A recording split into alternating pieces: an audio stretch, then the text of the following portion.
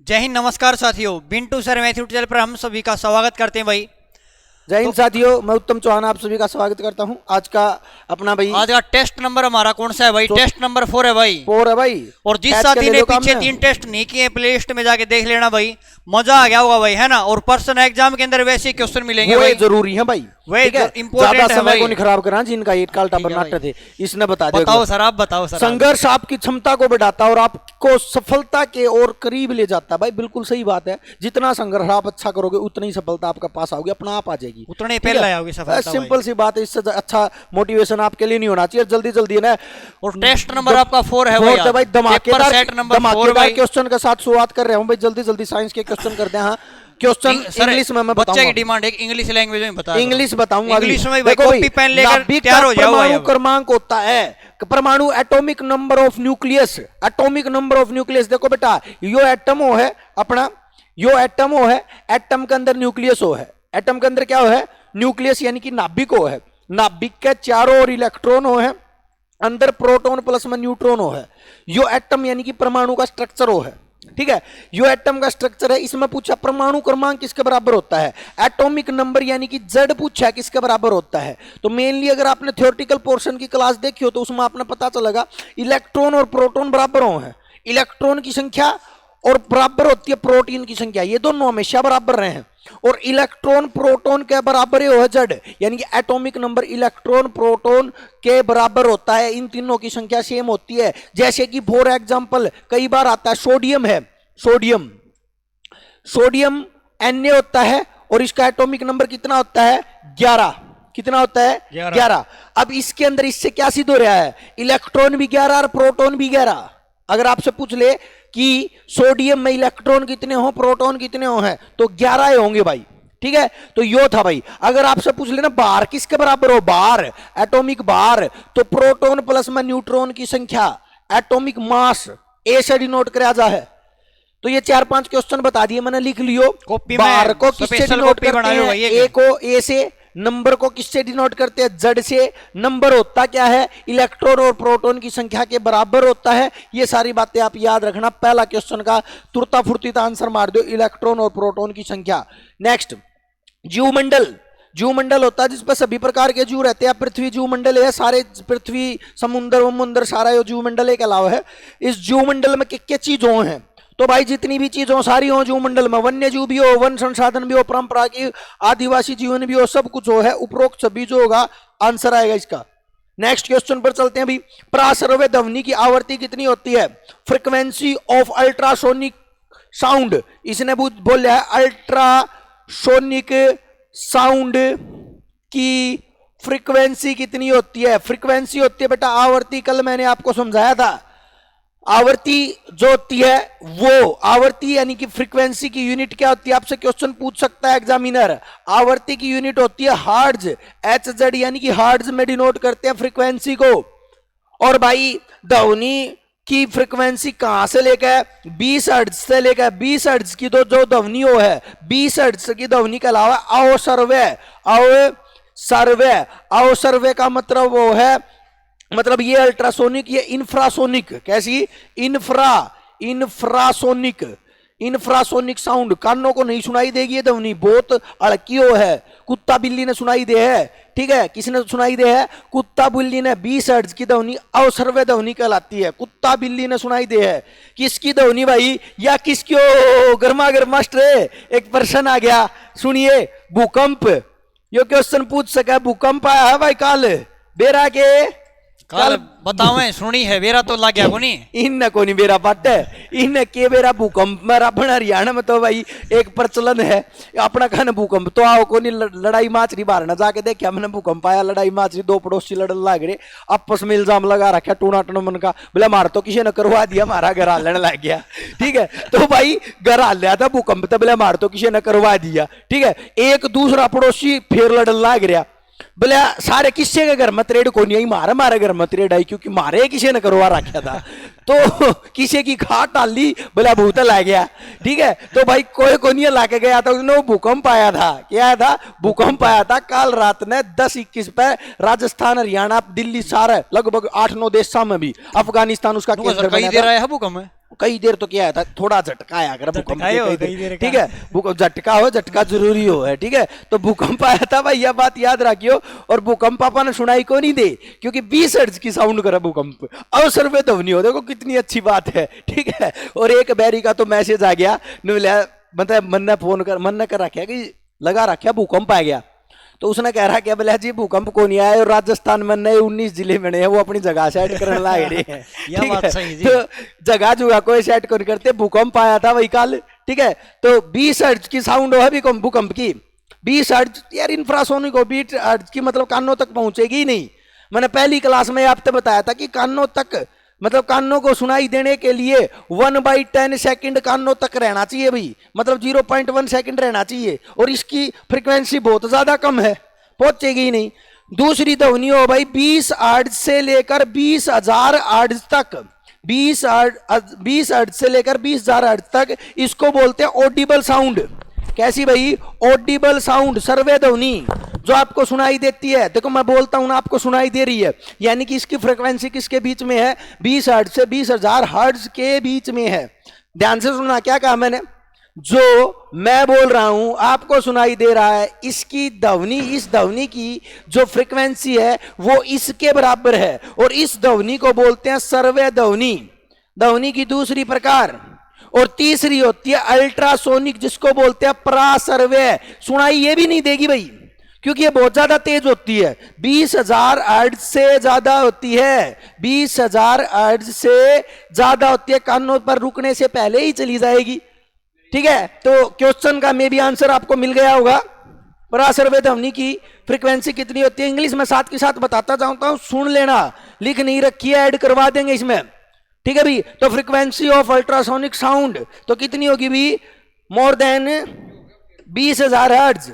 Next अभी, रतौंधी बीमारी में कौन सा अंग प्रभावित होता है? ठीक है, जो इसका नाइट ब्लाइंडनेस है, रतौंधी होती है नाइट ब्लाइंडनेस, तो नाइट ब्लाइंडनेस में कौन सा ऑर्गन इफेक्टेड होता है, ये क्वेश्चन पूछा गया है, ठीक है। Which organ effects in the night blindness? Night blindness यानी कि रात को ना दिखना, ठीक है। तो रतौंधी भाई सिंपल सी बात है, रात में नहीं दिखेगा तो आंख इफेक्ट होंगी। हाँ, ये क्वेश्चन पूछ सकता है, इस विटामिन, किस विटामिन की कमी से होता है? तो विटामिन ए, रेटिनोल जिसको अपन बोलते हैं, इसकी कमी से होता है रतौंधी।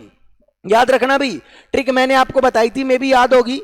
रथ एक टॉफी, रथ एक टॉफी, और भी अगर डिटेल में चलोगे ना बेटा, तो आंखों के अंदर कॉर्निया पाई जा, सॉरी, आंखों के अंदर रेटिना पाई जाती है, रेटिना में कोन और रोड सेल पाई जाती हैं। कोन सेल कलर डिफाइन करती हैं, रोड सेल नाइट विजन देती हैं। तो रोड सेल की कमी से नाइट विजन खत्म हो जाता है, और नाइट विजन खत्म होगा तो ये रोग हो जाएगा भाई नाइट ब्लाइंडनेस, रात अंधी, यानी कि रात को अंधी, ठीक है भाई। चलिएगा भाई, उसके बाद निम्नलिखित में से सबसे हल्का तत्व कौन सा है? ठीक है, lightest element in the earth, भाई कल बताया था ये क्वेश्चन मैंने शायद आपको, तो बिल्कुल कंफर्म होगा आपको। तो सबसे हल्का जो है वो कौन है भी? लिथियम। कौन है भी? लिथियम। इसने क्या कहा है? सबसे हल्का तत्व। देखो बेटा, सबसे हल्का तत्व हाइड्रोजन है भाई, बट ऑप्शन में हाइड्रोजन है ही नहीं, ठीक है। हाइड्रोजन के बाद सबसे हल्का हीलियम है, हीलियम भी ऑप्शन में नहीं है। हीलियम के बाद क्या है भाई? लिथियम है। तो याद रखना, ये सबसे हल्का तत्व हाइड्रोजन है, उसके बाद हीलियम है, उसके बाद लिथियम है। तो आप याद रखना, ये लिथियम ही ऑप्शन में है, तो आपका आंसर क्या आएगा? लिथियम आएगा। नेक्स्ट है भाई, इसको सम्मिलित करना है, मैच करना है भाई। सेल्सियस टेम्परेचर के बराबर है, किलोवाट घंटा विद्युत ऊर्जा के बराबर है, रिएक्टर पैमाना आर्द्रता के ऊपर है। भाई फिर आ गया भाई वो भूकंप रे, चेक कर लियो इसने, ठीक है। तो भाई रिएक्टर पैमाना किसने मापा है भाई? रिएक्टर स्केल, याद होगा, रिएक्टर स्केल, रिएक्टर स्केल भूकंप को मापता भाई, कल ले आया था, और भाई प्रश्न में भी तोड़ माच रहा भाई, ठीक है।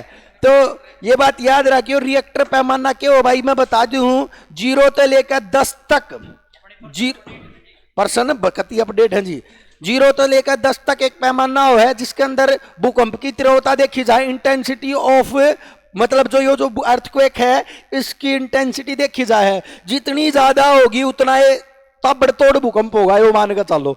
मतलब 0 वाला कुछ को नहीं, 1 वाला थोड़ा हल्का भूकंप है, 2 वाला थोड़ा ज्यादा है, 3 वाला थोड़ा ज्यादा, 4 वाला थोड़ा ज्यादा है। अपने का लगभग 5.6 आया था, ठीक है। तो 5.6 में बस थोड़ी धरती हल है, कुछ जान मान की हानि को नहीं हुआ, ठीक है।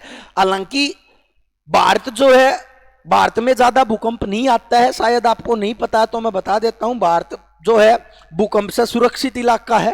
हालांकि अगर आपसे क्वेश्चन पूछ भी ले कि भारत का किस इलाके में भूकंप आ सके है, तो हिमालय की श्रेणी जो है ना उसमें भूकंप आ सके है, और कहीं पर भूकंप नहीं आएगा, ठीक है। तो ये बात भी आप याद रखना।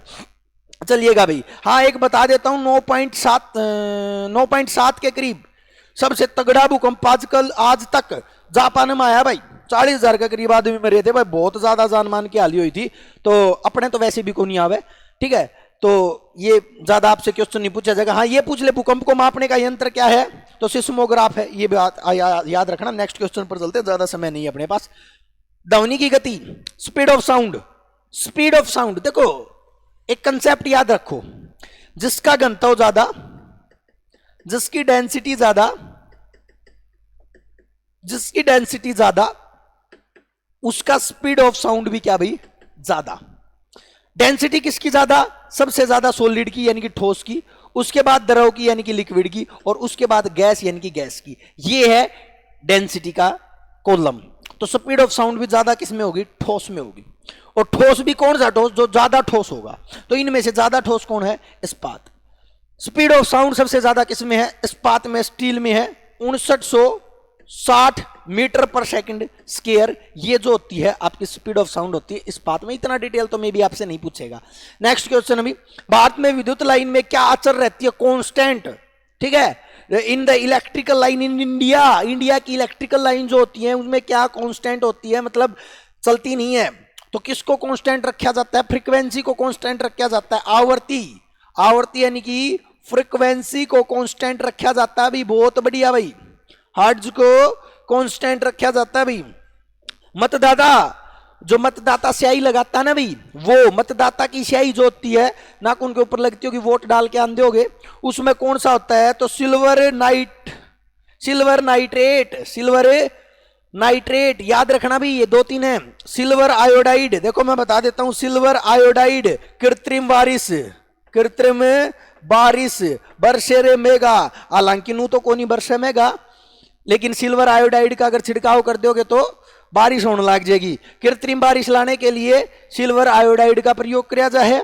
Photography plate, photography plate, photography plate जो होती है उसमें किसका प्रयोग किया जाता है, सिल्वर ब्रोमाइड का प्रयोग किया जाता है। मे भी आप अच्छे से समझ सकते हो, इसको जान सकते हो। चलिएगा अभी नेक्स्ट क्वेश्चन पर चलते हैं। चूहे का विष, चूहे का विष, जिंक फॉस्फाइड, इंपॉर्टेंट क्वेश्चन भी, आर्मी की दृष्टि से बहुत बार आता है ये क्वेश्चन। विद्युत धारा को मापने का यंत्र क्या है, विद्युत धारा को, इलेक्ट्रिक करंट को, तो इलेक्ट्रिक करंट को एमीटर मापता है। देखिए 2 चीज होती है, एक एमीटर होता है, एक वोल्ट मीटर होता है। फिर सुनना भाई, एक एमीटर होता है, एक वोल्ट मीटर होता है। वोल्टेज को मापता है वोल्ट मीटर, और विद्युत धारा को मापता है एमीटर। कंफ्यूज मत होना। आइग्रोमीटर आर्द्रता को मापता है, आर्द्रता मतलब ह्यूमिडिटी को मापता है, ठीक है। स्पीडोमीटर स्पीड को मापता है, स्पीड यानी कि गति को मापता है। मे भी आप अच्छे से समझ गए होंगे। आकाश का नीला होना, पहली क्लास देखना, पहली क्लास में मैंने बता रखी है कि जहां पर भी रंग दिख जाए वहीं पर स्कैटरिंग ठोक देना, प्रकीर्णन ठोक देना। क्वेश्चन गलत नहीं होगा, गारंटी लेता हूं मैं। तो जहां पर भी प्रकीर्णन है, स्कैटरिंग ऑफ लाइट है, वही इसका आंसर होगा, स्कैटरिंग ऑफ लाइट। जब कोई व्यक्ति चंद्रमा पर उतरता है, कोई व्यक्ति मून पर उतरता है, तो उस पर क्या प्रभाव पड़ता है भाई, सिंपल सी बात है।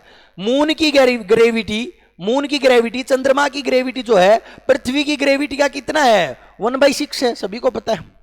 यानी कि अगर हम पृथ्वी से चंद्रमा पर जाते हैं तो अपनी ग्रेविटी 1/6 हो जाए, यानी कि अपनी यहां पर अपना वेट 60 है, तो चंद्रमा पर जाके 1/60 यानी कि 10 हो जाएगा। यह बात कहना चाह रहा हूं मैं। तो यानी कि ग्रेविटी कम होगी तो बार भी क्या होगा, कम होगा, तो बार जो होगा वो घट जाएगा भाई, 1/6 हो जाएगा। वस्तुओं की आयु ज्ञात करने के लिए रेडियोधर्मिता तत्व प्रयुक्त होता है। तो कौन सी डेटिंग, क्या चीज तो बताने की जरूरत है कोई नहीं भाई। देखो साइंस के अंदर जितनी भी वस्तु बनी है ना, वो सारी की सारी किस तरह बनी है, कार्बन तो बनी है। अगर आपसे क्वेश्चन पूछ लेना सबसे ज्यादा पाया जाने वाला तत्व कौन सा है, तो कार्बन है। और एक चीज में पाया जाए, मेरे में भी, पेड़ पौधे में भी, टेबल में भी, फैन में भी, कूलर में भी, एसी में भी, सब चीजों में कार्बन पाया जाए। तो भाई सिंपल सी बात है, इन वस्तुओं की अगर आप उम्र जानने की कोशिश कराएंगे तो उसमें पाई जाने वाली चीज को चेक करेंगे। इससे तो आसान कुछ चीज हो ही नहीं सकती। तो भाई बताने की जरूरत नहीं है, कार्बन डेटिंग इसे कहते हैं, कार्बन रेडियोधर्मिता जो है इसको कहते हैं। इस क्वेश्चन को बिल्कुल फद्दू क्वेश्चन है। निम्नलिखित में से सबसे छोटा जीव कौन सा है? Smallest organism of the earth. ठीक है, तो सबसे छोटा कौन है भाई? वायरस, माइकोप्लाज्मा, जीवाणु और यीस्ट। तो भाई माइकोप्लाज्मा गैलीसेप्टिकम, माइकोप्लाज्मा गैलीसेप्टिकम सबसे छोटी कोशिका, 0.1 माइक्रोमीटर साइज भी बता दूं भाई इसका, 0.1 माइक्रोमीटर सबसे छोटा भाई। तो ये थी साइंस। जल्दी जल्दी जिक्के को और लपेट देता हूं मैं, फिर आपके को सर है ना रीजनिंग और मैथ करवा देंगे, देख लेना भाई। भारत का सबसे लंबा सड़क पुल कौन सा है? भारत का सबसे लंबा, भूपेन हजारी भाई 2017 में पीएम मोदी ने इसका उद्घाटन कराया था भाई, भूपेन हजारी का। लगभग 9+ किलोमीटर का जो है आपका सड़क पुल है, याद रखियो। विश्व का सबसे बड़ा डेल्टा वो इसने तो कौन नहीं जानता, पश्चिम बंगाल का सुंदरवन डेल्टा। याद रखना, बहुत अच्छा क्वेश्चन है, सुंदरवन डेल्टा बहुत ज्यादा क्वेश्चन आता है। ठीक है, सुंदरवन में बहुत सुंदर सुंदरवन पाया जा। ठीक है, चलिएगा भाई, सुंदरवन ऐसे याद रखो। भारतीय संसदीय शासन व्यवस्था संघ की कार्यपालिका शक्ति किसमें निहित करती है? गलत मत कर देना। देखिए अपनी जो व्यवस्था है वो संघीय है, सभी को पता है। संघीय शासन व्यवस्था भारत ने अपना रखी है। मतलब इसके अंदर क्या होगा? एक संघ होगा, मतलब राज्यों का संघ होगा, राज्यों का संघ होगा। ठीक है, और उसकी सारी की सारी शक्ति किसमें निहित होगी? संसद में निहित होगी। किसमें निहित होगी? संसद में। कोई भी राष्ट्रपति मत कर दियो, क्योंकि संसद 3 चीजें तो मिलकर बने हैं, लोकसभा, राज्यसभा और राष्ट्रपति। ये तीनों चीज आ गई इसमें। इन तीनों चीजें तो मिलकर बड़ा संसद, और कार्यपालिका की जो शक्ति जो है संसद के अंदर निहित हो है। ये तीनों चीज मिलकर सारे कानून वानून कार्य कुरिय सब कुछ ये करें। ठीक है, चलिएगा नेक्स्ट काम पर चलते हैं। साक्षी का सपूत, बहुत अच्छा क्वेश्चन भी अशोक ने बनवाया था। इंपॉर्टेंट क्वेश्चन है, बार बार आता रहे हो। साक्षी का सपूत किसने बनाया था भाई? अशोक ने बनाया था, याद रखियो।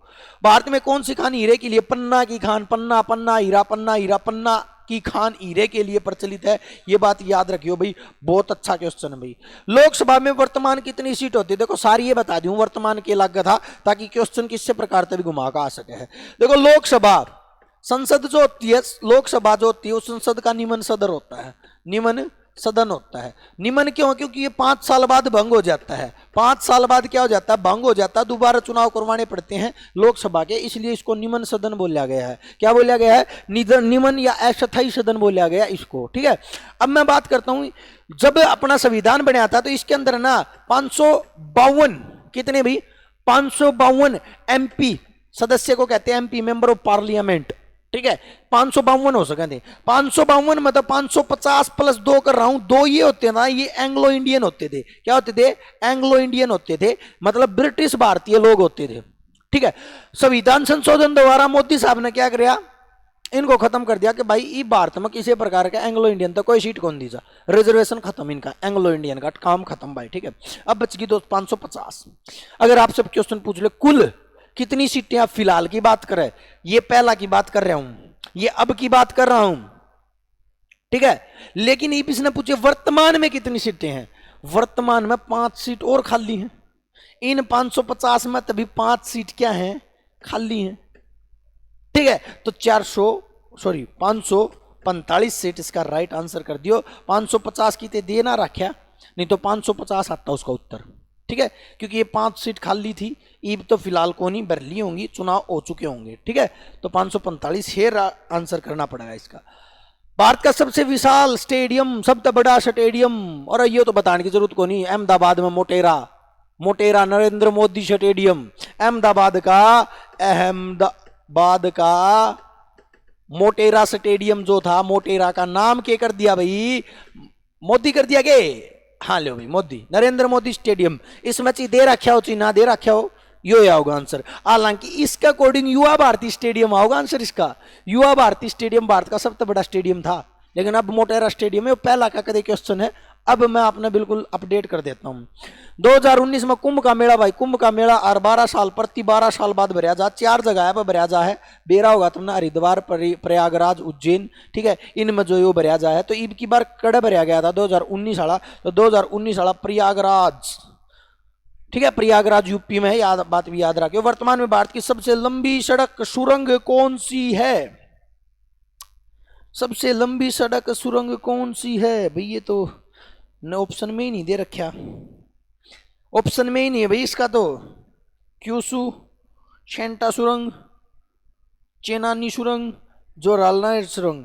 हालांकि इसका चेनानी सुरंग पहले था, अब तो नहीं है। इसको अपडेट करना पड़ेगा भाई पर्सन को। ये पहले की है भाई, ये भी गलत है, ये भी गलत है, ये भी गलत है, ये भी गलत है। अब फिलहाल इसका नाम स्पेक्ट्रम या कुछ करके ऐसे, 1 मिनट देखना पड़ेगा इसका नाम देखना पड़ेगा, मेरे को ध्यान में नहीं है, क्योंकि अब वाला डेटा थोड़ा मिला लेते हैं, कहीं गलत ना हो जाए पर्सन आपका, ठीक है।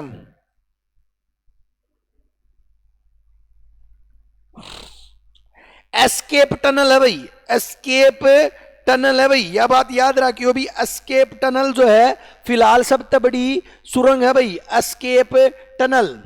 एस्केप सुरंग जो है लगभग 12 किलोमीटर की है। अब फिलहाल यह सबसे बड़ी है, पहला चेनानी सुरंग थी, ईबिया कोनी, ठीक है। चलिएगा नेक्स्ट पर चलते हैं। गुलाबी क्रांति भाई, गुलाब से संबंधित को नहीं भाई, गुलाबी झींगा मछली से संबंधित है, झींगा मछली से संबंधित है गुलाबी क्रांति। मुगल वंश का संस्थापक सारा ने बेरा होगा, बाबर जो था मुगल वंश का संस्थापक था। पानीपत का प्रथम युद्ध जो था उसका साथ इसने शुरुआत कर दी थी भाई। 2023 का वर्ल्ड कप बहुत जरूरी है भाई, भारत में होगा भाई, हो कड़ा होगा भाई, भारत में होगा भाई, भारत के पास सुनहरा मौका है भाई। चलिएगा, स्टैचू ऑफ यूनिटी, ओहो यो प्रश्न तो सारे ने पता होगा भाई, यो तो सब ने पता है। गुजरात में भाई, यो किधर? गुजरात में भाई, 182 मीटर ऊंचा भाई, सबसे बड़ा, सबसे लंबा, ठीक है। मास्टर आ गया भाई, के बात खचवा दिए वर्षन। अच्छा, अड़कम ले रहे हो कि? ठीक है, धीरे धीरे रुक जाओ, स्पीड बनावांगे, टावरा की भी, अपनी भी, सारे की बना देंगे। गुजरात में मास्टर जी हो स्टैचू ऑफ यूनिटी का मतलब क्यों है? एकता। क्यों जी? एकता। किसका नाम पे जी हो? किसका नाम पे है? वल्लभ भाई पटेल। हाँ, सरदार वल्लभ भाई पटेल। क्यों? क्योंकि इसने भारत को एक कराया था, भारत का एकीकरण कराया था। भारत अलग अलग हिस्सों में टूट रहा था। 552 रियासत थी, तुमने बेरा होगा नॉर्मली, ना बेरा तो मैं थोड़ी हिस्ट्री बता दूं। जब अंग्रेज था भारत आजाद हुआ, तो उस टाइम पर ब्रिटिश भारतीय प्रांत थे, प्लस में 552 रियासत थी जिनके ऊपर राजा का कब्जा था। अब भारत ने क्या करा, बोला भाई राजा रुजा सिस्टम सारा खत्म करो, जल्दी ही आकर हमारा गिल्या मिल जाओ, ठीक है। तो उनने क्या करा, 552 तोड़ के ले आए। 552 में तो 549 तो आई, लेकिन 3 रह गई। बोला कौन आंधी 549 ना तो बना लिया वल्लभ भाई पटेल, एकता कर दी उनमें, लेकिन 3 रह गई। 3 कौन कौन सी? हैदराबाद, जूनागढ़ और जम्मू कश्मीर। लेकिन यो मान्या कौन नहीं, बोला एकता तो मैं ले आऊंगा। इसने क्या किया, हैदराबाद पर तो पुलिस कार्रवाई करवा दी, पुलिस भेज दी, बोला इन तोड़ोगे रखा ना, ये ना दे तो इसे आओगे, भाग्य आओगे। हैदराबाद तो लिया है पुलिस थे।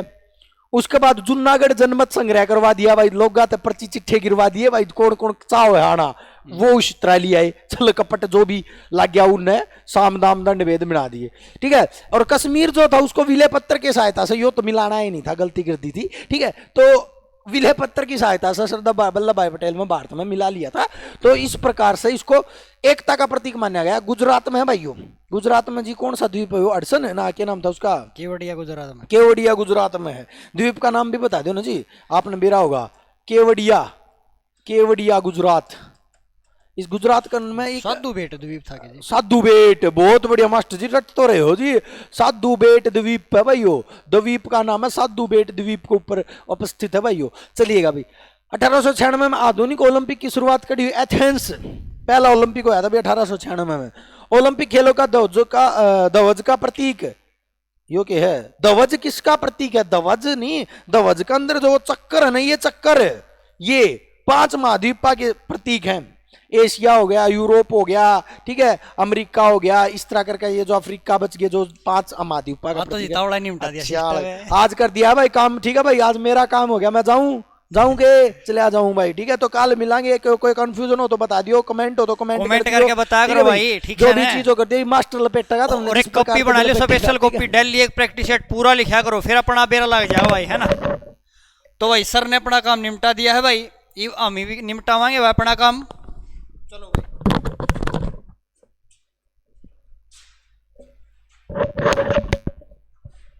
करें भाई शुरुआत। अब सर ने जीके और साइंस करवा दी भाई, अब हम शुरुआत करते हैं भाई, अपनी रीजनिंग से स्टार्ट करते हैं भाई, ठीक है ना।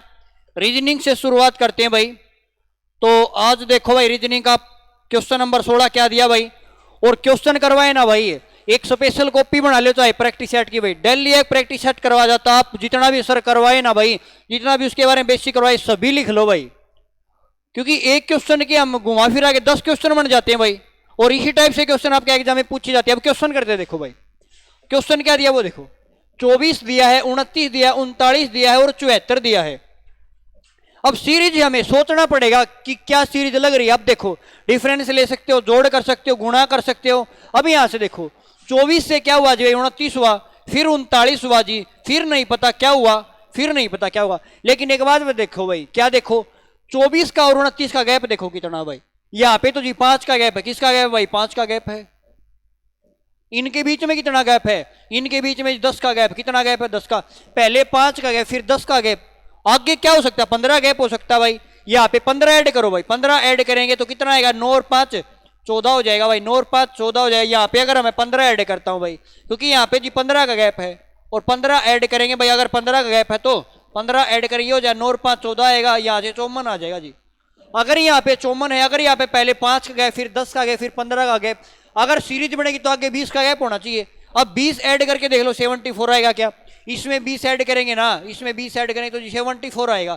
इसका मतलब हमने सीरीज सही लगाई है, तो हमारा जवाब कितना आएगा भाई, 54 आ जाएगा। 54 हमारा राइट आंसर हो जाएगा, सही जवाब हो जाएगा भाई। क्या सभी साथियों क्लियर है क्या भाई, बताओ भाई, समझ में आया ना भाई। सीरीज का क्वेश्चन आपको पक्का मिलेगा भाई। अगले क्वेश्चन पर चलते, देखो भाई रीजनिंग के अंदर इस टाइप का क्वेश्चन ही पूछ लिया जाता, आपको कुछ कोड दे देगा और कहेगा ये कोड किससे संबंधित है। लेकिन हमें क्या करना, देखो अब क्वेश्चन में दिया स्टेज है ना, इसका कोड ये दिया है, और है ना इसका कोड ये दिया है भाई, तो हमसे नॉर्थ का कोड पूछा है, तो इससे ना रिलेट करके इसने ये बनाया है, इससे रिलेट करके ये बनाया है। तो मैं ये लॉजिक सोच रहा, इसने क्या लॉजिक लगाया भाई। सबसे पहले इन ऐसे क्वेश्चन करने के लिए ना हमें क्या करना पड़ेगा भाई, हमें जो ABCD हमारे अल्फाबेट उनके कोड याद होने चाहिए। जैसे हमारा 1 पे होता जी, ठीक है ना, E 5 पे होता, J 10 पे होता भाई, ठीक है ना, R 18 पे होता भाई, T 20 पे होता है भाई, Y 25 पे। इस प्रकार हमें कोड याद होंगे ना तो क्वेश्चन जल्दी हो जाएगा। अपोजिट कोड होने चाहिए भाई। अब देखो क्वेश्चन में क्या कहता है भाई, ये S है और ये क्या है भाई, देखो STAG यहां पे लिखता हूं भाई, देखो समझ लेना भाई, बिल्कुल STAG है। इसने क्या किया जी, इसने बना दिया HGZT बना दिया भाई, ठीक है। फिर हमने क्या किया भाई, ओरन से इसने ये बनाया है। फिर हमसे नॉर्थ का पूछा भाई, किसका पूछा है कि नॉर्थ का क्या होगा भाई, NORTH का क्या होगा। अब यहां से देखो नंबर लिखता हूं भाई मैं, नंबर देखो S 18 पे होता जी, सॉरी S किस पे होता भाई, 19 पे होता है, T 20 पे होता भाई, ये 1 पे होता है जी, G 7 पे होता है। इसका कोड भी लिखता हूं, समझ में आएगा भाई। देखो H 8 पे होता है जी, G 7 पे होता है भाई, Z 26 पे होता है, T 20 पे होता है भाई। अब यहां से एक चीज आपको साफ साफ दिखाई दे रही हो, क्या चीज कि जी 19 को और 8 को जोड़ें क्या बन जाता है भाई, 27 बन जाता है जी। कितना बनता है, 27 बनता है। उसी प्रकार अगर 20 को और 7 को जोड़े जी 27 बन जाता है। उसी प्रकार अगर 1 को और 26 को जोड़ें 27 बन जाता है। 7 को और 20 को जोड़े क्या बना, 27 बना। इस बात का मतलब क्या है, इस बात का यही मतलब है भाई, 27 जोड़ कर भाई अपोजिट नंबर को जब ऐड करेंगे, जैसे M हमारा 13 पे होता भाई, M किस पे होता, 13 पे होता, 27 जोड़ कर ऐसे बना, इसका अपोजिट होना चाहिए। M का अपोजिट 10 होता भाई, 14 होता, इनका जोड़ 27 होगा, अपोजिट नंबर का जोड़ 27 होगा। इसका मतलब एक दूसरे के अपोजिट है। S का अपोजिट H है, अपोजिट बनाना आप जोड़ 27 बना दो भाई, ठीक है। अब इसी प्रकार ये होना चाहिए, इसका प्रकार देखो H 8 पे होता भाई, S 19 पे होता जी, 9 8 17 27 होएगा। ये O 15 पे होता, L 12 पे, ये भी 27 बनया जी। R 18 पे, I 9 पे, ये भी 27 बनया, और M N ये भी 27 बनया। इसका मतलब अपोजिट नंबर लिखा है। अब आप अपोजिट लिख दो। N का अपोजिट क्या होता भाई, N अगर 14 पे जी तो अपोजिट तो 13 होना चाहिए। 13 पे क्या होता भाई, M होता है। M किस पे होता है, 13 पे होता है। अब ऑप्शन देखो भाई, M से शुरुआत होगी जी, N वाला तो नहीं होगा। ये दो ऑप्शन आपके डायरेक्ट कट गए भाई, क्योंकि शुरुआत हमारी एम से होगी। आगे देखो, आगे ओ 15 पे होता है भाई, किस पे होते हैं 15 पे, और 27 के लिए कितना जोड़ना पड़ेगा 12, और 12 पे तो जी एल होता है, क्या होता है एल होता है। तो एल देखो किसमें भाई, अब इसमें तो जी पहले वाला ये भी कट गया, हमारा एक ही ऑप्शन बचा भाई, ये हमारा जवाब हो जाएगा। या पूरा भी लिख सकते हैं भाई, कैसे, आर 18 पे होता तो इसका अपोजिट 9 आ जाएगा जी, आई आ जाएगा। टी 20 पे होता है, इसका अपोजिट क्या आएगा भाई, जी आ जाएगा। एच का अपोजिट क्या आएगा भाई, एस आ जाएगा। तो ये हमारा राइट आंसर होएगा, सही जवाब होएगा। लेकिन हमें अगर 2 अंकों से पता चलता है ना भाई, डायरेक्ट निशान लगा देंगे, क्योंकि हमें टाइम वेस्ट नहीं करना, हमें जवाब भी पता चल गया। यहां तक कोई डाउट भाई? उम्मीद करता हूं सभी को समझ आया होगा अच्छी प्रकार से। अगले क्वेश्चन पर चलते, देखो भाई, राजू के सम्मुख उत्तर दिशा है, ठीक है, राजू के सम्मुख है ना भाई, राजू जिस साइड खड़ा है ऐसे खड़ा भाई, उसके सम्मुख समान ना उसके उत्तर दिशा है। और आपको दिशा बताई थी कि दिशा के लिए आप यहां से इस प्रकार प्लस बना लो, ऊपर वाला हमारा नॉर्थ हो जाएगा, उत्तर हो जाएगा, नीचे वाला दक्षिण हो जाएगा, साउथ हो जाएगा, ये हमारा पूर्व हो जाएगा, ईस्ट हो जाएगा, ये हमारा वेस्ट हो जाएगा, पश्चिम हो जाएगा। ठीक है, क्वेश्चन में कहता है जिसके सम्मुख उत्तर दिशा है, नॉर्थ दिशा है, वह 30 मीटर आगे चलकर बाएं ओर उड़ता है। कि यहां से था भाई, वो 30 मीटर उत्तर में चला जी 30 मीटर, और आगे चल के क्या किया उसने, वह बाईं ओर मुड़ता है। बाईं ओर का मतलब है लेफ्ट साइड भाई, कैसा, लेफ्ट साइड। अब इस साइड जा रहा था तो ये उसका राइट होगा, ये लेफ्ट होगा, और लेफ्ट साइड मुड़ेगा तो इस साइड मुड़ेगा, और इस साइड मुड़े, कितना चला भाई, लेफ्ट मुड़ता जी, और 15 मीटर जाता है। यहां से उसने कितना चला भाई, 15 मीटर चलता, ठीक है। आगे कहता अब वह दाईं ओर मुड़ता है जी, और 50 मीटर जाता है। अब इस साइड जा रहा भाई, तो दाईं ओर उसका ऊपर हो जाएगा, राइट वाला ऊपर होएगा, लेफ्ट वाला नीचे। अब वह राइट मुड़ा, दाईं ओर मुड़ा तो 50 मीटर चला, इस साइड चला तो वो जी 50 मीटर चला, कितना चला भाई, 50 मीटर। पूछा है अंत में दाईं ओर मुड़ का है, अंत में वह दाईं ओर मुड़ के चलता भाई, वह किस दिशा में जा रहा है। अब इस साइड जा रहा था भाई, ऊपर की साइड, तो दाईं ओर मुड़ा तो इस साइड मुड़ेगा भाई, दाईं ओर मुड़ेगा तो इस साइड हो जाएगा भाई, ये इस साइड जा रहा भाई। और आपको पता भाई ये कौन सी दिशा है, ये तो जी पूर्व दिशा है। कौन सी दिशा भाई, ये हमारी पूर्व दिशा है।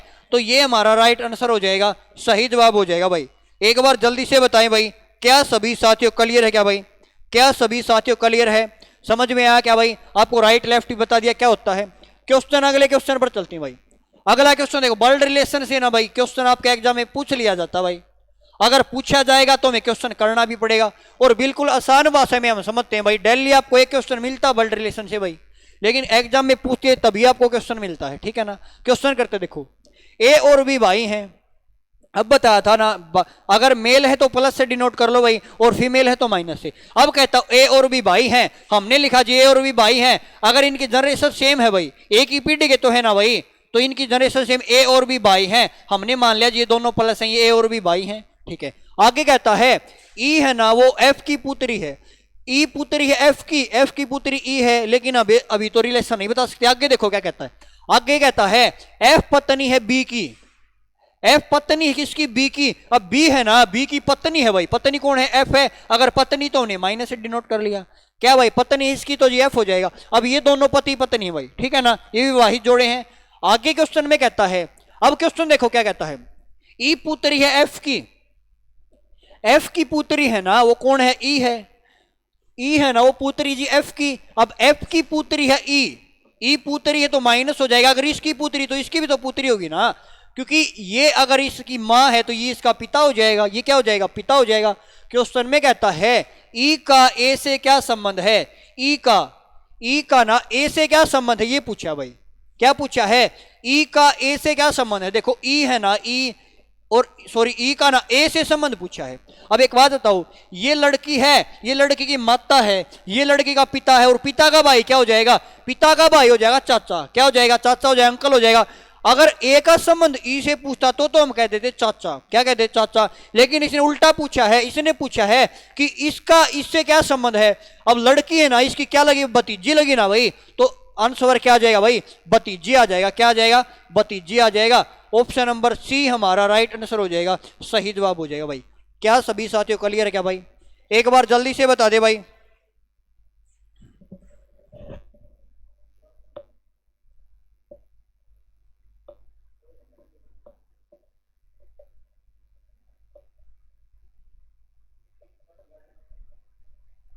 चलो भाई क्वेश्चन करें भाई, आप समझ में आया होगा भाई, अच्छी प्रकार से समझा दिया भाई आपको। अगले क्वेश्चन पर चलते देखो भाई, जिस प्रकार चिकित्सा रोगी से संबंधित है, कि चिकित्सा रोगी से संबंधित है, उसी प्रकार राजनीति किससे संबंधित है भाई। ये ऐसे क्वेश्चन भी एग्जाम के अंदर पूछ लिए जाते हैं भाई। कल करवाया था ना भाई, कल कौन सा था, जो जैसे जन्म मृत्यु वाला था तो आरंभ का अंत हो जाए, उसी प्रकार से रिलेशन है भाई कि चिकित्सा का रिलेशन रोगी से है तो राजनीतिक किससे संबंधित है भाई, जनता से आ जाएगा। किससे आ जाएगा भाई, राजनीतिक जनता से संबंधित आ जाएगा। किससे आएगा, जनता से संबंधित आएगा। हमने रीजनिंग कंप्लीट कर ली, उम्मीद करता हूं सभी को समझ आया होगा। और वेरी वेरी इंपॉर्टेंट क्वेश्चन है भाई। अब हम शुरुआत करते हैं भाई मैथ की, और आज के क्वेश्चन है भाई नोट कर लेना भाई, वेरी वेरी इंपॉर्टेंट क्वेश्चन है भाई। आज के क्वेश्चन है ना भाई बहुत ही इंपॉर्टेंट क्वेश्चन है भाई, वेरी वेरी इंपॉर्टेंट क्वेश्चन है भाई। स्पेशल कॉपी में लिख लेना भाई, एक एक क्वेश्चन आपको एग्जाम में पक्का देखने को मिलेगा। देखो पहला ही क्वेश्चन इंपॉर्टेंट है भाई, ऐसा क्वेश्चन आपके एग्जाम में पूछ लिया जाता है कि इनके गुणनखंड में बताने क्या होंगे, क्या बताने भाई, इनके गुणनखंड क्या होंगे। देखो ऐसा क्वेश्चन आए ना भाई, हमें क्या करना, देखो अब एक आपको एक क्या दिया, इक्वेशन दी है कि वाई स्क्वायर माइनस के 14y प्लस के 45 का गुणनखंड ज्ञात कीजिए। इसका मतलब ये इसके फैक्टर हो सकते हैं भाई, अगर फैक्टर हैं तो गुणा करेंगे तो इसके बराबर आना चाहिए। इन दोनों की गुणा है ना भाई, अगर मैं इनकी गुणा करूं तो इस इक्वेशन के बराबर आनी चाहिए। अगर इस इक्वेशन के बराबर आएगी तो इसके फैक्टर हैं। कहने का मतलब क्या, फैक्टर एग्जांपल देता हूं। देखो जैसे हमारे पास जी 4 कैसे मान लिया भाई, जैसे मैंने मान लिया भाई 14 मान लिया।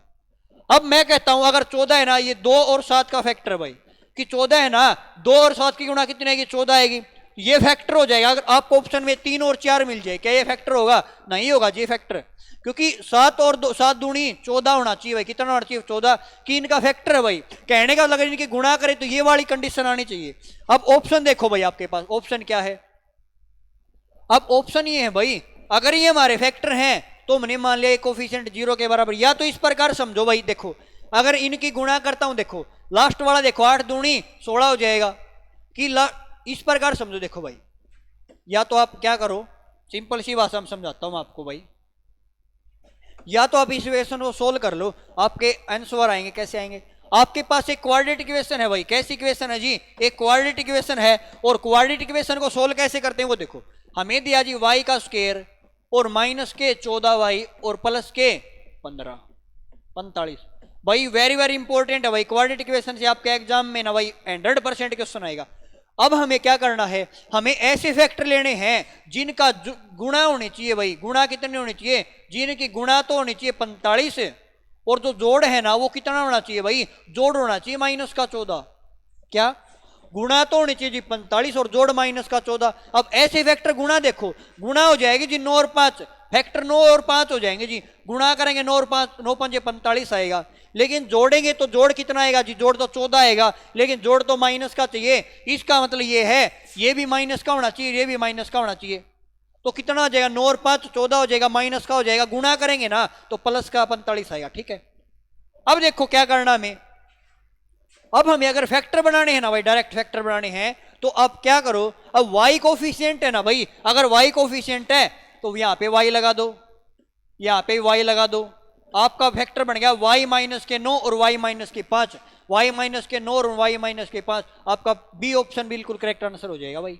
क्या करना, हमें फैक्टर ढूंढने हैं, फैक्टर ढूंढने हैं। हमने निशान चेक करने कर लिए। उसके बाद अगर हमसे ये कोफिशिएंट पूछा है ना भाई क्या होगा, तो अगर x यहाँ पे x दिया है तो आप x लगा दो, यहाँ पे y x लगा दो, y दिया तो y हो जाएगी। ये हमारे कोफिशिएंट हो जाएंगे इसके, ये हमारे क्या हो जाएंगे इसके भाई, गुणनखंड हो जाएंगे। क्लियर है भाई, बताओ एक बार, क्या हो जाएंगे, गुणनखंड हो जाएंगे।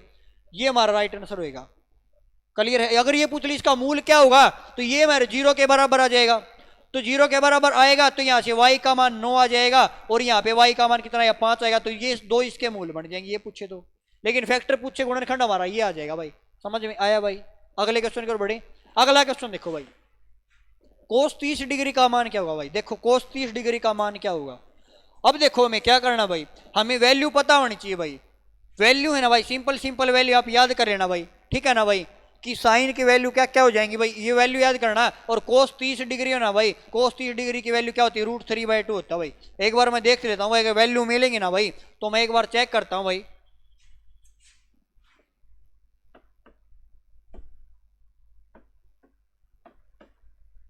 एक बार लिखवा देता हूं आपको, फिर मैं आपको दिखा देता हूं भाई। लिखने में थोड़ा टाइम ज्यादा लगेगा है ना।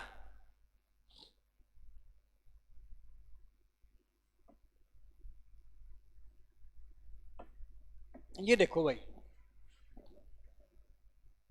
आप स्क्रीनशॉट ले सकते हो भाई बिल्कुल, ठीक है ना।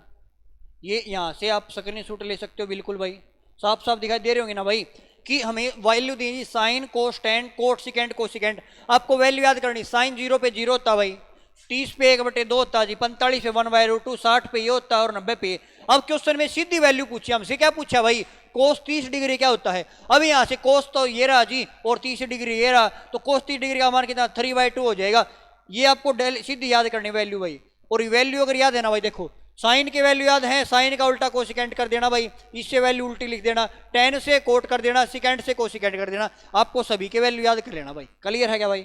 उम्मीद करता हूं भाई सभी साथियों को क्वेश्चन समझ में आया होगा भाई। ठीक है, चलो भाई क्लियर है भाई ने। अगले क्वेश्चन पर चलते हैं भाई। अगला क्वेश्चन आप सभी के सामने देखो भाई क्या दिया है। और ये क्वेश्चन थोड़ा मैं नीचे कर देता हूं, आपको ऊपर वाली वैल्यू भी साफ साफ दिखाई दे जाएगी भाई, है ना।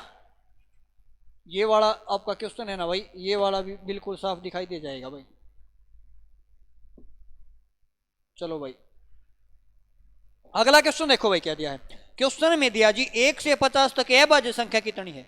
1 से 50 तक अभाज्य संख्या कितनी, ये मैं बताना है। प्राइम नंबर अभाज्य संख्या कितनी है। और अभाज्य संख्या कैसी संख्या होती है, जो संख्याएं एक और स्वयं को छोड़ के और किसी से भाग न जाएं। वही संख्या है जो एक स्वयं को छोड़ किसी से भाग न जाए, ये मैं बताऊं। देखो मैं आपको एक फॉर्मूला बताता हूं भाई, एक नंबर है बताता हूं। जैसे आप फोन नंबर याद कर लेते हो ना भाई, 10 डिजिट का फोन नंबर याद कर लेते हो भाई, तो आपको एक मैं कॉन्टेक्ट नंबर ही बताऊंगा, अगर वो याद कर लिया आपने तो आपका एक नंबर पक्का हो जाएगा। ठीक है, अब वो क्या, वो देखो हमें याद करना जी 4422 322 और 321 भाई, ये तो याद कर सकते हैं भाई। क्या 4422 322 और 321, ये याद कर लेना। इससे क्या हो जाएगा, 1 से लेकर 100 तक की हमें अभाज्य संख्या पता चल जाएंगी। कैसे, 4 का मतलब है जी 1 से लेकर 10 तक हमारी 4 अभाज्य संख्या है। 10 तक कितनी 4 है भाई। 20 तक कितनी भाई, 20 तक जोड़ देंगे दोनों को 8 हो जाएंगी। ये 30 तक हो जाएंगी भाई, ये हमारी 40 तक हो जाएंगी, ये वाली जी 50 तक हो जाएंगी, ये 60 तक हो जाएंगी भाई, ये 70 तक हो जाएंगी, 80 तक हो जाएंगी, 90 तक हो जाएंगी और 100 तक हो जाएंगी भाई। कितनी हो जाएंगी, 100 तक भाई। आपको सभी बता दी, अगर टोटल पूछे 10 से लेकर 100 तक पूछे ना, आप सभी को ऐड कर दो। अब पूछा क्या, वो देखो 1 से लेकर 50 तक पूछा जी। अब 1 का मतलब ये भाई 10 से, कि 1 से 10 तक इसमें ये आ जाएंगे, 10 वाले तक ये पूछे, ये 20 तक हो जाएंगे, 30 तक, 40 50 60। अब 50 तक पूछा है, 50 तो यहाँ पे यहाँ पर तक जी, तो यहाँ तक पूछा, इन सभी को जोड़ कर दो भाई। 4 और 4 8 और 2 10 और 2 12 और 3 15 हो जाएगा। तो कितनी आ जाएंगी भाई संख्या, 15 संख्या हमारी हो जाएंगी भाई अभाज्य संख्या। 1 से 50 तक कितनी संख्या हो जाएंगे अभाज्य, 15 संख्या आपकी अभाज्य हो जाएंगी। क्लियर है भाई सभी को? बताओ भाई, समझ में आया ना भाई? ये याद कर लेना भाई, चाहे आपसे 70 तक पूछे, 80 तक पूछे, 100 तक पूछे, 10 तक पूछे, 20 तक पूछे, आप आसानी से बता सकते हो भाई। क्लियर है ना? अगले क्वेश्चन की ओर बढ़े। चलो भाई अगले क्वेश्चन पर चलते हैं। एक समचतुर्भुज है भाई, क्या है, एक रोम्बस है भाई, एक समचतुर्भुज है जिसके 2 विकर्ण दिए हैं, डायगोनल दिए हैं, और उनकी लंबाई 5 और 4 सेंटीमीटर है। समचतुर्भुज का क्षेत्रफल क्या होगा। एक रोम्बस है भाई, ये वाला है भाई, देखो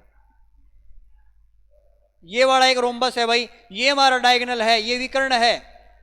और आपको एक बात बता देता हूं, समचतुर्भुज की खास बात क्या है भाई, इनकी जो भुजाएं होती हैं, जो साइड होती हैं, वो इक्वल होती हैं, लेकिन इनके जो डायगोनल होते हैं वो बराबर नहीं होते। क्या, डायगोनल बराबर नहीं होते, लेकिन साइड बराबर होती हैं। अगर इसकी क्षेत्रफल की बात करें, अगर एरिया की बात करें, क्षेत्रफल, एरिया क्या होता है भाई, क्षेत्रफल होता है, ये होता है 1/2 गुणा में पहला डायगोनल गुणा में दूसरा डायगोनल। क्षेत्रफल निकालना 1/2 गुणा में पहला विकर्ण गुणा में दूसरा विकर्ण। अब विकर्ण आपको दोनों दिए हैं, अगर दोनों दिए वैल्यू पुट कर दो भाई। 1/2 गुणा में पहला विकर्ण जो 5 दिया है जी, दूसरा विकर्ण कितना दिया है, दूसरा 4 दिया है, ये एरिया आ जाएगा। काटो भाई, 2 दूनी 4, 5 दूनी 10, तो 10 सेंटीमीटर स्क्वायर क्या आ जाएगा आपका, एरिया आ जाएगा भाई। जो फॉर्मूला लिखवाऊं ना भाई, मैं नोट कर लिया करो भाई कॉपी में, डायरेक्ट फॉर्मूला बेस्ड क्वेश्चन आते हैं आपके एग्जाम में। क्लियर है ना? तो इसका राइट आंसर क्या हो जाएगा भाई, 10 हमारा राइट आंसर हो जाएगा जी। ऑप्शन नंबर ए आपका बिल्कुल सही हो जाएगा भाई। क्लियर है? अगला क्वेश्चन देखो, बहुत ही जबरदस्त क्वेश्चन है भाई, बहुत ही शानदार क्वेश्चन है। देखो क्वेश्चन में दिया है कि 2 व्यक्तियों की आयु का अंतर कितना भाई, आयु का अंतर जो 20 है। 5 वर्ष पहले बड़े व्यक्ति की आयु छोटे व्यक्ति की आयु 5 गुना है, तो उनकी आयु क्या होगी, उनकी आयु क्या होगी। देखो ऐसे क्वेश्चन आए ना भाई, आप ऑप्शन से भी कर सकते हैं भाई। ऑप्शन से कैसे कर सकते, देखो अगर उनकी आयु में 20 का डिफरेंस है ना भाई, तो चाहे वह कितने साल के हो जाए, उनकी आयु में डिफरेंस हमेशा बराबर रहेगा। अगर डिफरेंस 20 साल का है ना भाई, आयु में 20 साल का, तो डिफरेंस आपका कितने साल का ही रहेगा भाई, 20 ही साल का रहेगा भाई। डिफरेंस कितना रहेगा भाई, 20 ही साल का उनका डिफरेंस रहेगा। कितने साल का रहेगा भाई, 20 साल का डिफरेंस रहेगा। अब ऑप्शन चेक करो, इसमें 20 साल का डिफरेंस है कि नहीं होगा भाई, ये इसमें 20 का डिफरेंस है कि नहीं होगा भाई। अब 2 ऑप्शन बचे भाई, आप कितने बचे, 2 बचे। इसमें भी डिफरेंस 20 साल का है भाई, इसमें भी डिफरेंस 20 साल का भाई। अब कैसे करें जी, दोनों में 20-20 का डिफरेंस है, तो आपको क्या करना है, देखो सिंपल तरीका बताता हूं भाई, मैं सिंपल सा तरीका बताता हूं, देखो क्या करना है। अब कहता जी 5 वर्ष पहले बड़े व्यक्ति की आयु छोटे व्यक्ति की आयु 5 गुना है। अब 5 वर्ष घटा दो, इसमें से 5 घटाएंगे जी 25 बचेगा। कितना बचेगा भाई, इनका डिफरेंस तो 20 आ जी, इसमें से 5 घटा दो 25 बचेगा, इसमें से ही 5 घटा दो कितना बचा भाई, 5 बच गया। अब कहता क्या भाई कि जो बड़े व्यक्ति की आयु छोटे व्यक्ति की 5 गुना है। क्या 5 गुना है, बिल्कुल है भाई। तो इनकी उम्र क्या आ जाएगी भाई, 30 और 10 आ जाएगी। क्या सभी साथियों क्लियर है क्या भाई, क्या सभी को क्लियर है क्या, बताओ एक बार, समझ में आया क्या भाई। दूसरा तरीका बता देता हूं भाई मैं,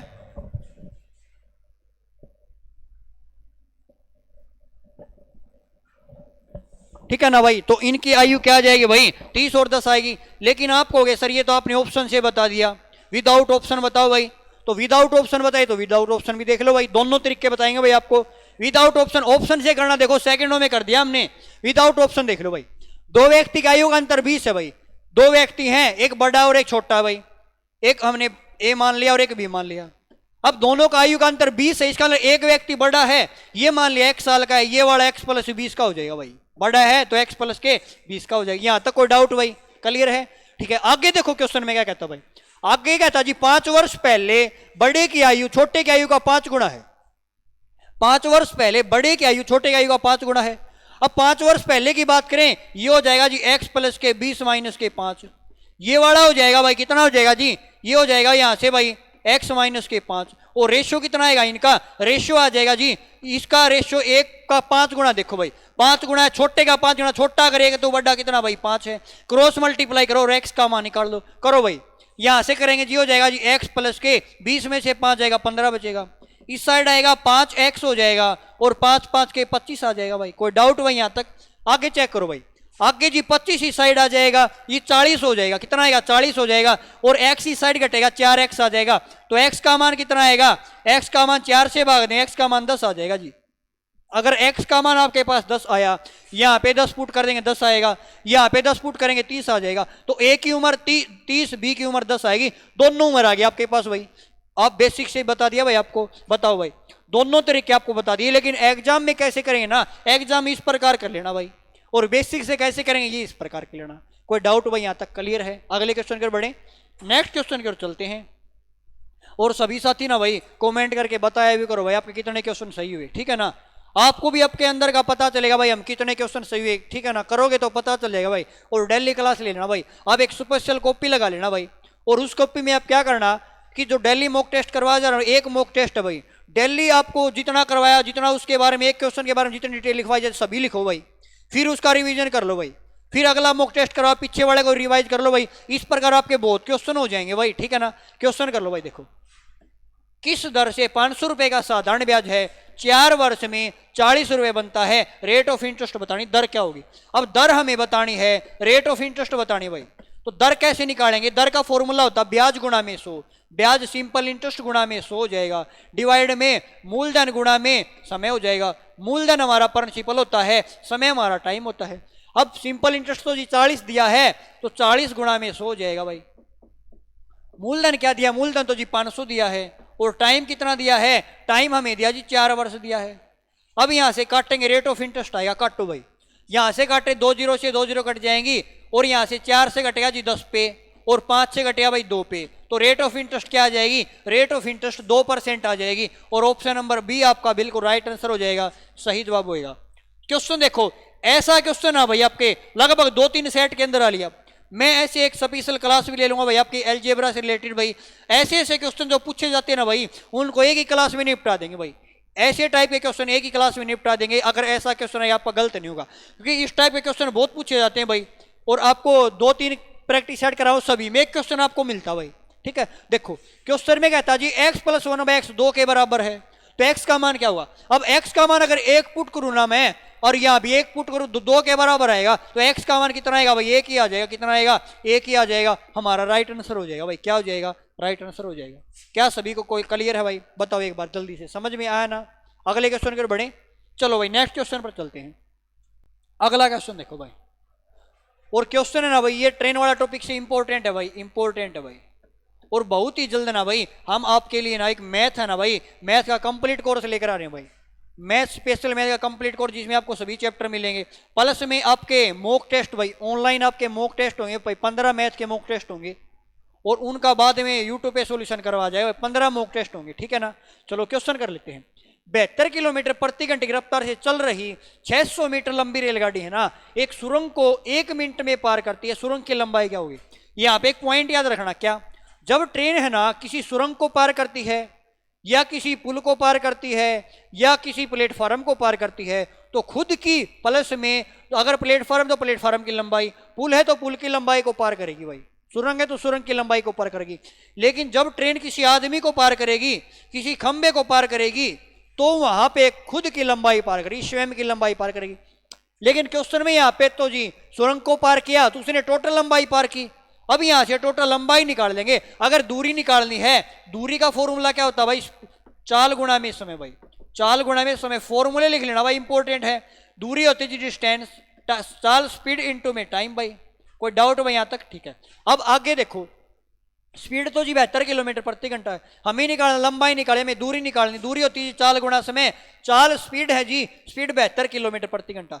लेकिन हमें चेंज करना स्पीड को, दूरी मीटर में पूछिए ना भाई, तो आप स्पीड को चेंज कर लो। 2 चीज बताता हूं भाई मैं, क्या क्या?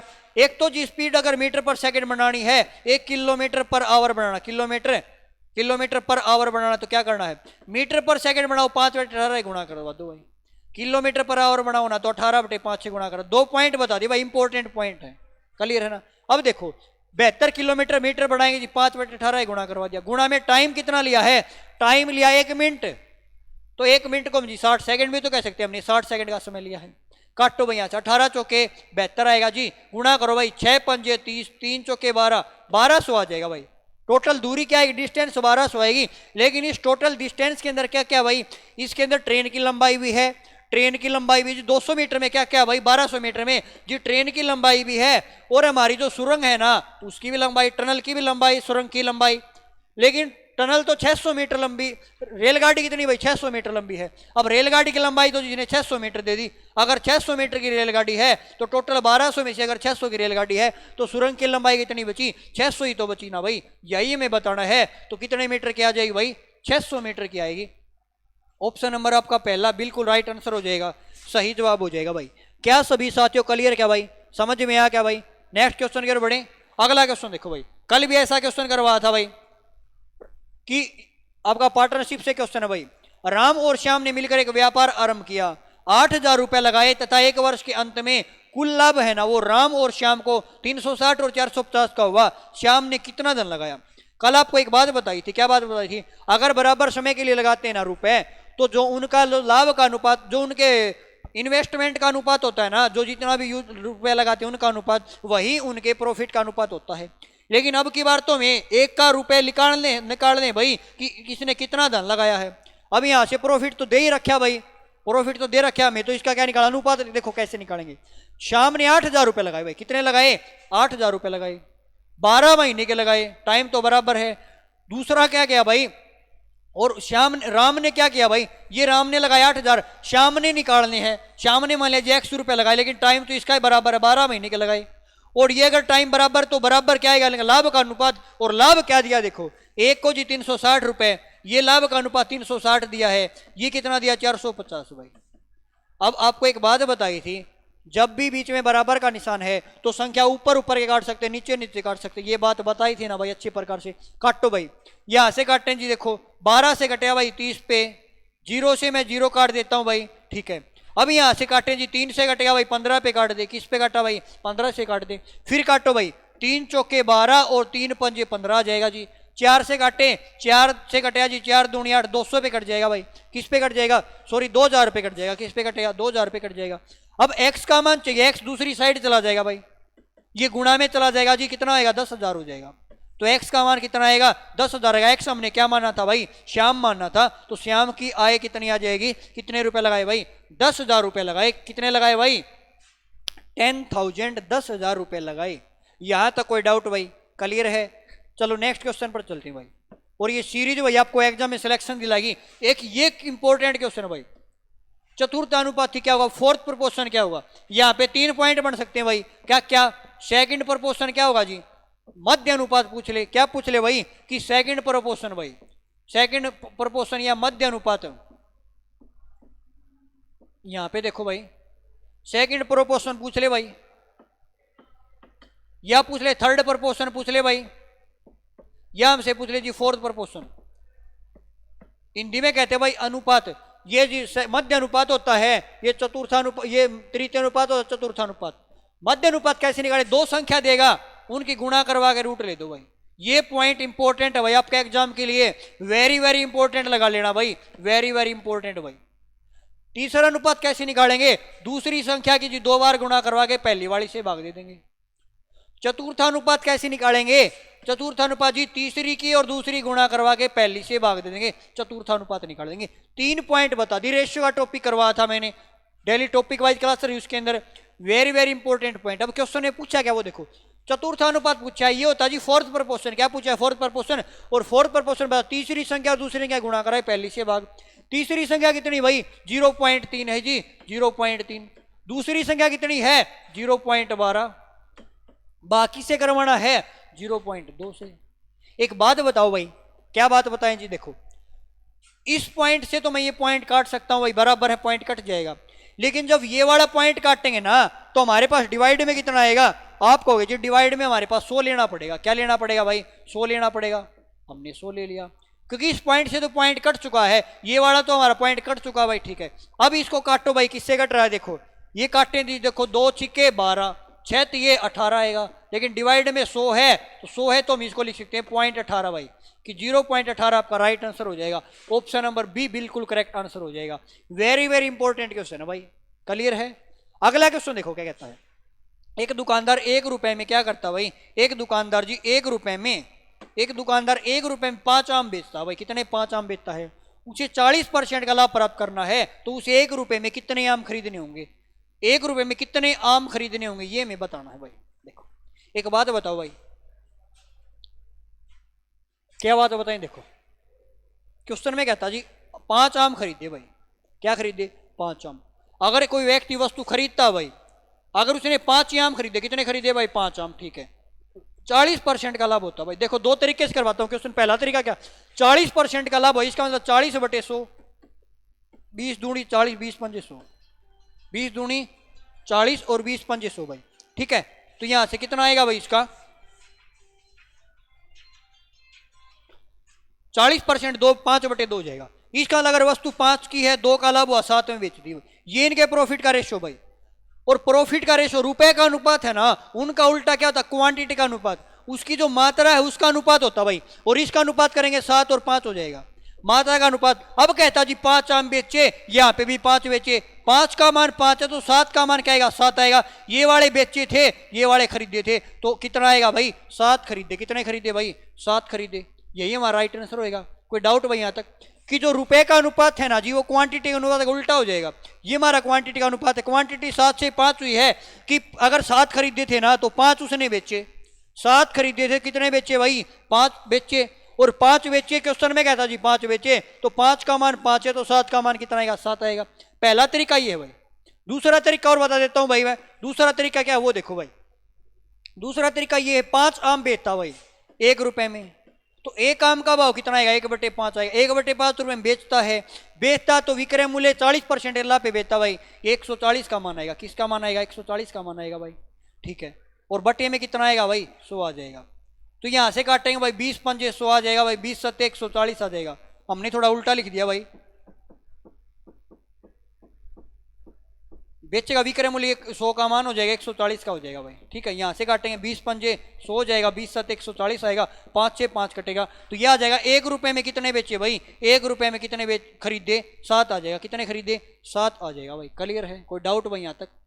तो इसका राइट आंसर क्या होगा, ऑप्शन नंबर फेर। अगले क्वेश्चन पर चलते हैं भाई, सिर्फ आपके 2-3 क्वेश्चन और रह गए भाई। देखो, एक कस्बे की जनसंख्या प्रति वर्ष 10% की दर से बढ़ती है, अगर वर्तमान जनसंख्या इतनी है तो 2 साल पहले जनसंख्या क्या थी। देखो सिंपल सा बेस्ट तरीका बताता हूं मैं, परसेंटेज का क्वेश्चन है, फ्रैक्शन से करना कैसे।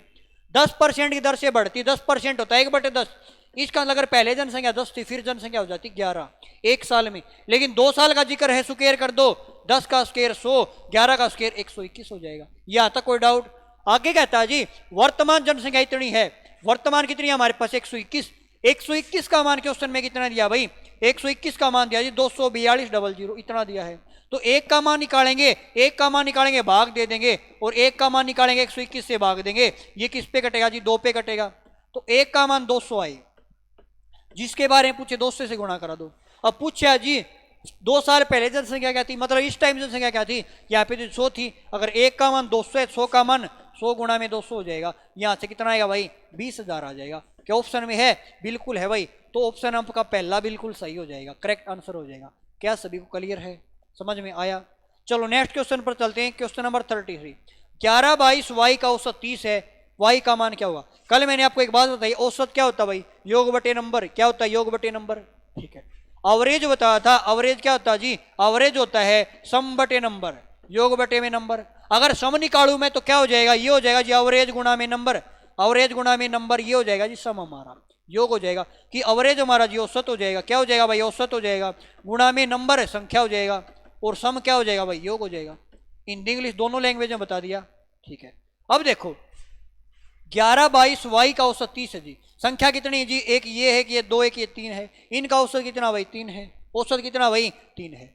अब संख्या 3 है भाई, 11 है प्लस में 22 है प्लस में y है, 3 है, इनका औसत बटे 3, औसत तो जी कितना 30 दिया है, इसका मान 30 दिया है, तो ये दूसरी साइड चला जाएगा 90 हो जाएगा, ये हो जाएगा जी 22, और ये कितना आएगा भाई 33 होएगा, ये हो जाएगा भाई कितना आ जाएगा यहाँ से 33 हो जाएगा, 33 प्लस के y, और ये 3 गुणा में चला जाए 90 हो जाएगा, तो यहाँ से y का मान कितना आएगा 90, 30 घट जाएगा, 10 में 3 जाएगा 7 बचेगा भाई, कितना बचेगा 7, और यहाँ से 8 में 3 जाएगा 5 बचेगा, तो y का मान 57 आएगा।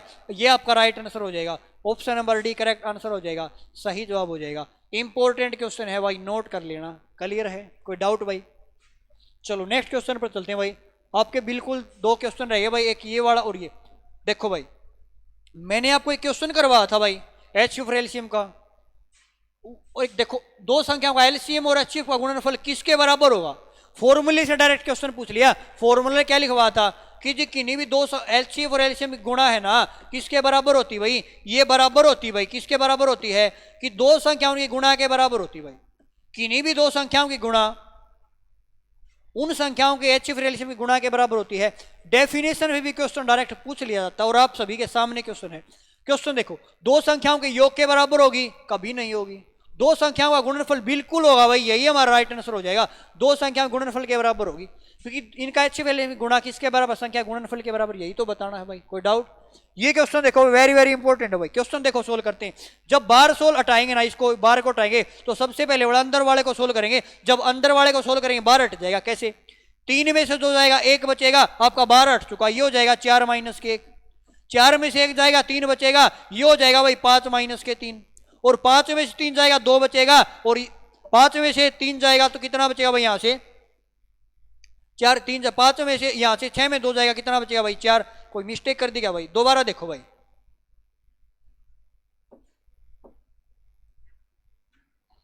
आगे भी है भाई, सॉरी 7 भी था आपका। देखो यहां से घटाया हमने, 1 बचा जी, और 4 में से 1 जाएगा, 3 बचेगा, फिर यहाँ पे 5 है तो माइनस के 5 हो जाए, 5 में 3 जाएगा 2 बचेगा, 2 बचेगा तो यहाँ से 6 में 2 जाएगा जी 4 बच जाएगा, और आगे 7 है तो माइनस का 7, 7 में 4 जाएगा 3 बचेगा। ये हमारा राइट आंसर होएगा, ऑप्शन नंबर बी बिल्कुल करेक्ट आंसर हो जाएगा, सही जवाब हो जाएगा। क्या सभी क्लियर? क्या तो उम्मीद करता हूँ सभी साथियों क्वेश्चन समझ में आए होंगे।